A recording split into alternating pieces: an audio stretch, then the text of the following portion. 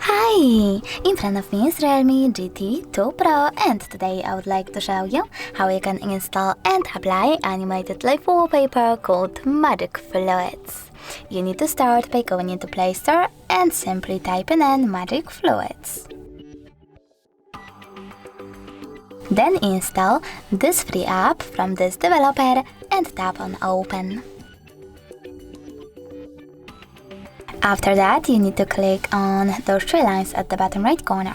From here, select Settings and tap on I accept in First Things pop-up.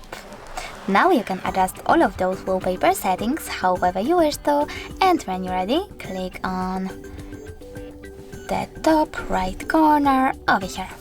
Then click on those three lines again, but this time select Set as Live Wallpaper. Now click on Apply to Home and Lock Screen. Click on Home button, and as you can see, my wallpaper has changed. Thanks so much for watching. If you enjoyed this video, leave a like, comment and definitely subscribe. Bye!